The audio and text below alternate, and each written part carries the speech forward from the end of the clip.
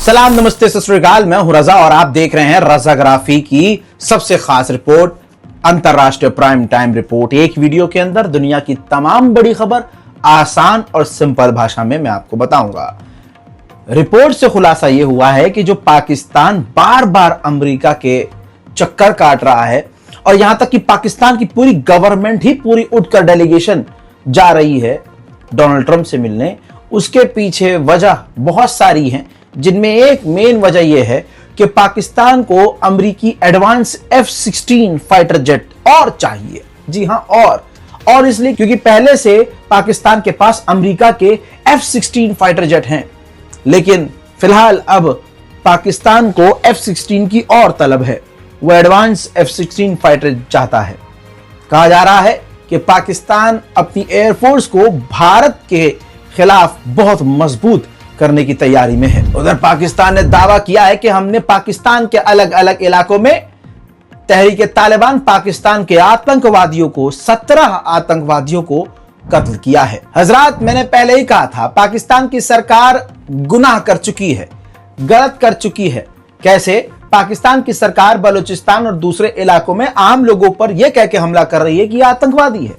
पता नहीं शहबाज शरीफ को डोनाल्ड ट्रंप को क्या दिखाना है कि भैया पता नहीं हम कितने बड़े आतंकवादियों को अपने मुल्क में मार रहे हैं। हाल फिलहाल में उसने बलूचिस्तान के इलाके पे हवाई हमला करवा दिया जिसमें आम लोग मारे गए। फिर पाकिस्तान ने स्टेटमेंट क्या जारी किया कि ये जो लोग मारे गए हैं ये आतंकवादी थे, ये बम बना रहे थे, टीटीपी के लोग थे। और ये भी कहा, पाकिस्तान की गवर्नमेंट ने कहा है कि ये लोग बम बनाकर मस्जिदों के अंदर छुपा रहे थे। जिसके बाद मैंने जो है अच्छी तरह से इनके मुंह में मूता था कि मतलब तुम खुद ऐसी कह रहे हो कि कल को मोदी सरकार या इंडियन गवर्नमेंट जब कहेगी तुमको कि भाई हमने जब हमला किया था तो हमारी बात सही साबित हुई ना। हमने जब हमला किया तो तुमने कहा मस्जिद पर और मदरसे पर हमला किया है भारत ने। अरे तुम खुद मस्जिद और मदरसे पर हमला कर रहे हो और बाद में उसको जस्टिफाई कर रहे हो कह के कि तहरीक तालिबान पाकिस्तान के आतंकवादी बम बनाकर मस्जिद और मदरसों के अंदर रख रहे थे।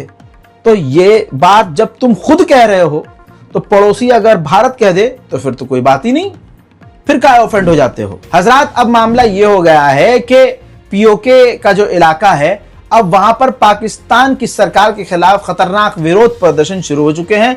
लोग सड़कों पर उतर आए हैं। तस्वीर आपके सामने।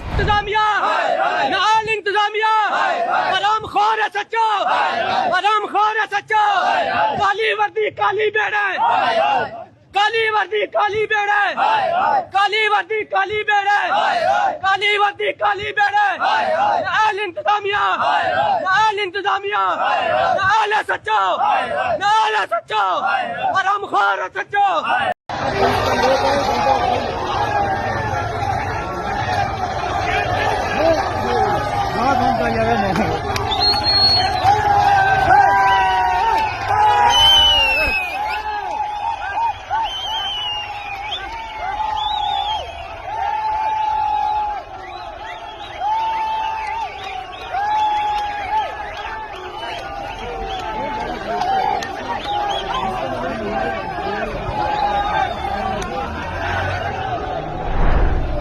यह बात कई बार आई है सामने कि पाकिस्तान को चलाने वाली सरकार नहीं है, पाकिस्तान की आर्मी पाकिस्तान को चला रही है।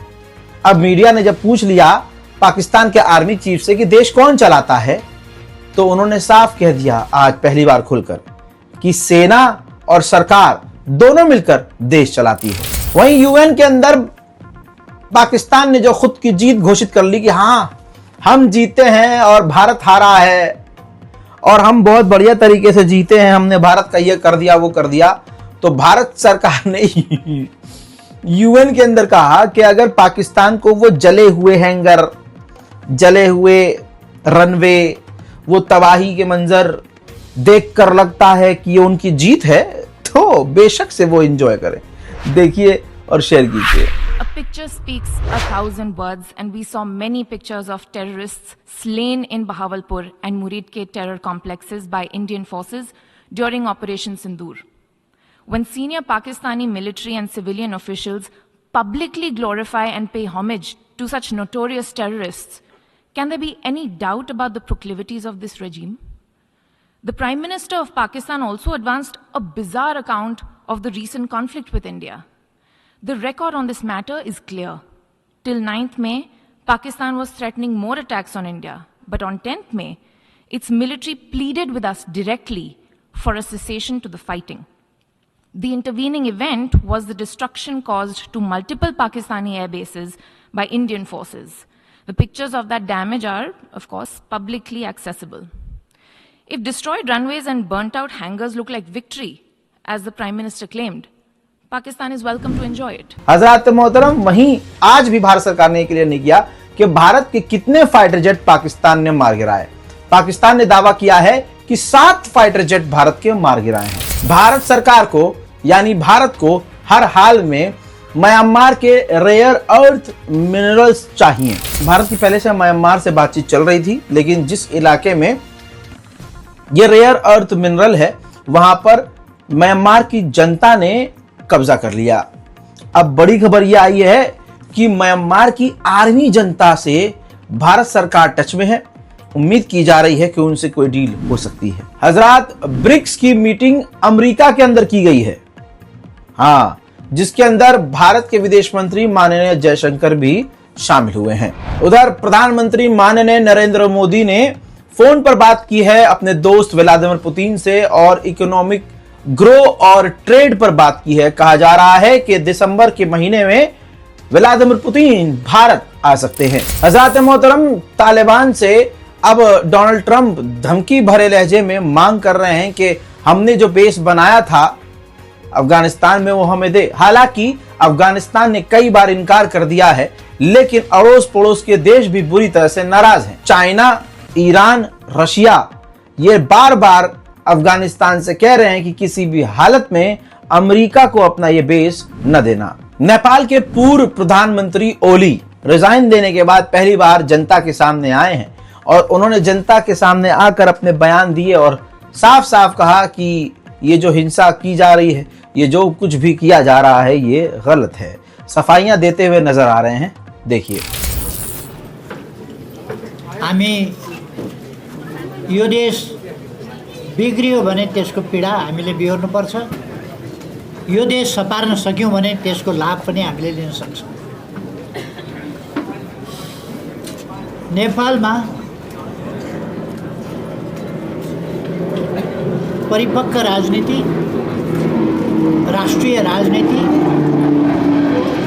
स्वतंत्र राजनीति।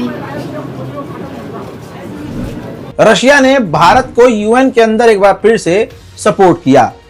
रूस के विदेश मंत्री सर्गेई लावरोव ने यूएन के अंदर ऐलान किया कि ब्राजील और भारत की परमानेंट मेंबरशिप यूएनएससी के लिए हम चाहते हैं और हम भारत और ब्राजील को इस मामले में सपोर्ट करते हैं। Support the application of Brazil and India for permanent seats on the council, while at the same time correcting the historical injustice towards Africa within the parameters that have been agreed by the countries of the continent themselves. America को ताना जड़ते हुए UN के अंदर America के ऊपर चढ़ाई करते हुए रूस के विदेश मंत्री सर्गेई लावरोव ने कहा कि भारत के ऊपर दबाव है। हालांकि भारत खुद फैसला लेने के लिए आजाद है, लेकिन भारत पर दबाव है और हमें यकीन है कि भारत प्रेशर में नहीं आएगा और भारत किसी भी तरह से कमजोर नहीं पड़ेगा। अमेरिका के अंदर इस यूएन की मीटिंग के बाद तस्वीर आपके सामने है। भारत के विदेश मंत्री माननीय जयशंकर ने रूस के विदेश मंत्री सर्गेई लावरोव से मुलाकात की है। मोहतरम हज़रात, रिपोर्ट आई है। इस रिपोर्ट ने खुलासा किया है कि अमेरिका बहुत जल्द आजकल में वेनेजुएला पे हमला कर सकता है। वेनेजुएला पर हमला करने का मकसद सिर्फ एक है कि वहां की रिजीम चेंज कर दी जाए, क्योंकि वहां की जो फिलहाल सरकार है अमेरिका के इशारे पर नहीं नाचती। वेनेजुएला राष्ट्रपति ने कंफर्म किया है कि कुछ लैटिन अमेरिकी देशों ने हमें खत भेजा है और हमें साफ बोला है कि हम आपको सपोर्ट करते हैं, आपके साथ जो हो रहा है वो गलत है। O sea, 8 regiones de defensa integral. Los militares que nos ven de América Latina, que son muchos, me han mandado cartas, militares de los países hermanos de Sudamérica, diciendo, si tocan a Venezuela, nos tocan a todos. America के अंदर New York में ही Venezuela के विदेश मंत्री से Iran के विदेश मंत्री ने मुलाकात की है। दोस्तों, फिलहाल के अंतरराष्ट्रीय प्राइम टाइम शो में आज और अभी के लिए इतना ही। चैनल को सब्सक्राइब कीजिए, वीडियो को शेयर कीजिए, दुआओं में याद रखिए। जय हिंद।